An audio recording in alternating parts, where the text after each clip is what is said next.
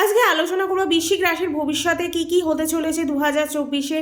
কেরিয়ারই বা কেমন যাবে, শিক্ষার দিক দিয়ে কেমন, যারা উচ্চশিক্ষিত হতে চাইছেন বা সন্তান পক্ষই বা কেমন থাকবে সেই সব, বা আরও লাইফে যদি কোনো প্রবলেম চলে আসছে বা লস চলছে সেগুলোই বা কীভাবে রিকভার করব, সেই সবগুলো নিয়েই হচ্ছে আজকে আলোচনা করব। আর ভিডিও ভালো লাগলে অবশ্যই কিন্তু লাইক, শেয়ার অ্যান্ড সাবস্ক্রাইব করতে হবে।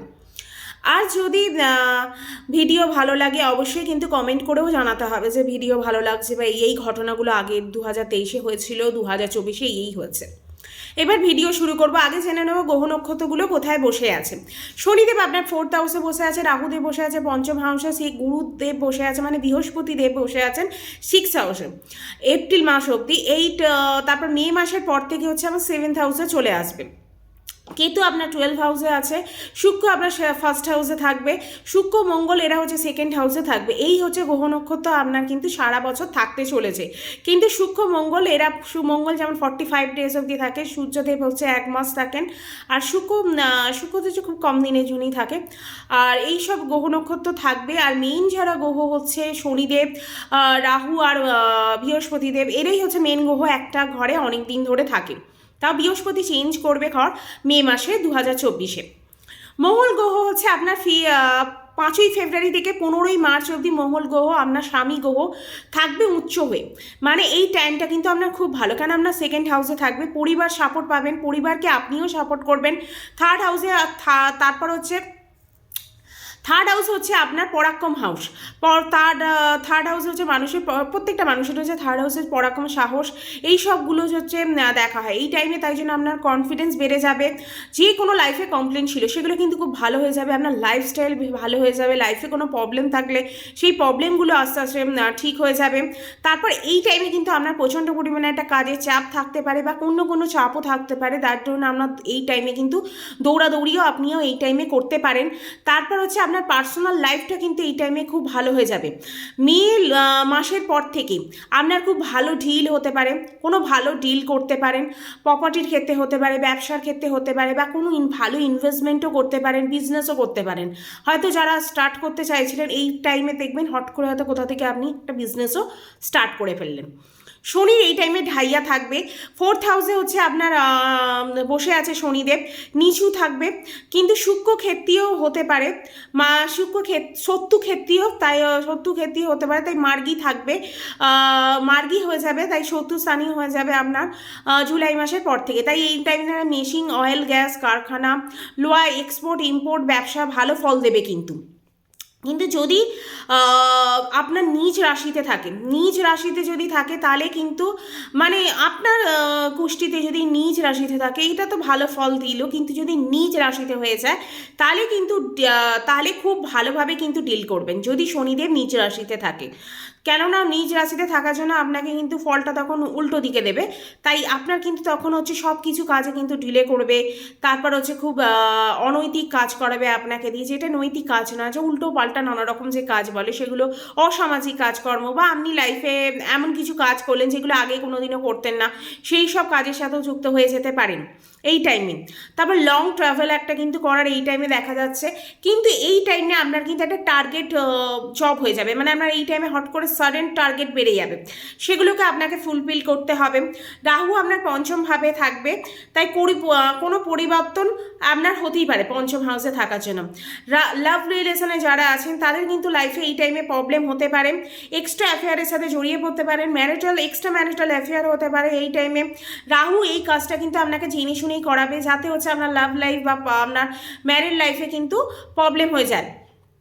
কিন্তু এই রাহুর এই কাজ করার পরও কিন্তু আপনার ব্রেকআপও হবে বারবার, আর তারপর প্যাচআপও কিন্তু করাবে। কিন্তু ব্রেকআপ প্যাচআপ হবে, কিন্তু সেকেন্ড পার্টি আপনার কিন্তু লাইফে এই টাইমে আসতে পারে, সেটা ম্যারিড লাইফ হোক বা লাভ লাইফে হোক, এটা কিন্তু খুব সাবধানে আপনারা ডিল করবেন। তারপর যারা হচ্ছে বিদ্যার্থী আছে তাদের কিন্তু এই টাইমে প্রচণ্ড পরিমাণে একটা চঞ্চল মন করে দেবে, কনফিউজ করে দেবে। তারপর হচ্ছে কি করব, কি করা উচিত আর কি করব না, এই জিনিসটা নিয়ে তারা বারবার কনফিউজ থাকবে।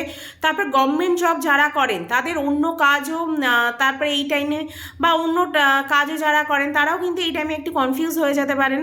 আপনাদের জবের ক্ষেত্রে নানাভাবে একটা ভ্রম তৈরি করতে পারে রাহু, তাই সাবধানে কনফিডেন্সের সাথে যে কাজগুলো করবেন একটু সাবধানে ডিল করতে হবে।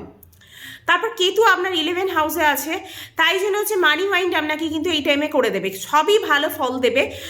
অনেক ইচ্ছে হবে যে এই টাইমে প্রচুর কাজ করার, কিন্তু খুব ভালো ডিসিশনও এই টাইমে আপনি নিতে পারবেন, তার জন্য আপনার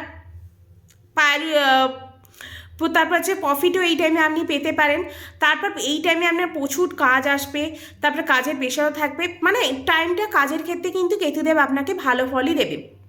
14 এপ্রিল থেকে 14 মে, আর হচ্ছে 14 থেকে 15 আগস্ট থেকে 15 হচ্ছে অক্টোবর অবধি, এই টাইমটা কিন্তু আপনি নোট করে রাখুন। 14 এপ্রিল থেকে 14 মে, 15 আগস্ট থেকে 15 হচ্ছে অক্টোবর অবধি, এই টাইমে হচ্ছে আপনার যেমন 14 টাইমটা কিন্তু এই টাইমে আপনার সূর্য উচ্চদেব থাকবে, খুব ভালো ফল দেবে। যেমন 14 এপ্রিল থেকে 14 মে 6 হাউসে থাকবে, 6 হাউসে থাকবে, তাই জন্য হচ্ছে আপনি এই টাইমে প্রচণ্ড পরিমাণে কিছু অ্যাচিভমেন্ট করতে পারেন। তারপর আর আগস্ট মাস থেকে যেটা হচ্ছে 15 আগস্ট থেকে 15 অক্টোবর, এই টাইমে হচ্ছে আপনার 10 হাউসে থাকবে, তাই জন্য এই টাইমে কিন্তু আপনি গভর্নমেন্ট জবের একটা চান্স থাকছে। তারপর হচ্ছে এই টাইমে আপনার গভর্নমেন্ট জবে যদি কারো জব করে আছেন তাহলে কিন্তু নেম ফেম এই টাইমে কিন্তু আপনার পরিবর্তন হতে পারে, নেম ফেম পেতে পারেন, লাইফে একটা বড় চেঞ্জ আসতে পারে। তারপর হচ্ছে এই দুটো টাইম জোনটা কিন্তু খুব মনে রাখবেন, বা জবের কোনো চেষ্টা করছেন প্রাইভেট জবের ক্ষেত্রে, সেই ক্ষেত্রেও কিন্তু এই টাইমটা কিন্তু ভালো, এই টাইমেই আপনি কিন্তু চেষ্টা করতে পারেন। তারপর হচ্ছে তারপর বেটার এই টাইমে কিন্তু ফল পাবেন। তারপর দেবগুরু আপনার 6 হাউসে থাকবে, তারপর হচ্ছে এপ্রিল মাস অবধি, তারপর 7th হাউসে চলে যাবে মে মাস থেকে।